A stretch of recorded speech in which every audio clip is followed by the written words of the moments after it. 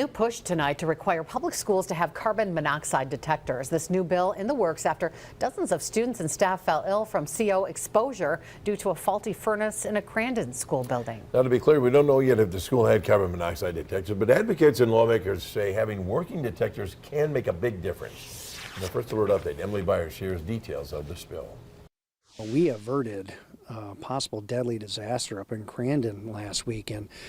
So this is an opportunity, a very inexpensive opportunity to possibly save some lives in our schools. State Representative David Steffen of Green Bay says he plans to introduce a bill that would require all public schools in Wisconsin to have carbon monoxide detectors. Schools are already required to adopt an indoor environmental quality plan. Steffen says this would just be added into this plan. He says the cost would be minimal, if anything, thanks to a grant. We could get every school up to par and have these detectors without it ultimately costing their property taxpayers anything. There's already a school safety grant program that exists, and it has a couple $1 million in it, and that may be all we'll need to get the rest of the schools in a situation where they have those detectors. Steffen expects this bill to have broad bipartisan support.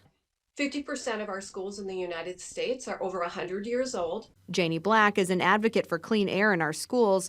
She put together a bipartisan constituent bill. While that's currently sitting with the Assembly Committee on Education, she says Steffen's new bill is also a step in the right direction. What it means is if this bill goes forth, then we can be pretty much assured that the quality of air in that classroom is good, because CO measures ventilation, and ventilation, it's the same thing as air quality. We will continue to bring you First Alert updates on these bills. Right now, the Crandon School District says their school building is closed until April 2nd. They're working to get personal belongings back to impacted families.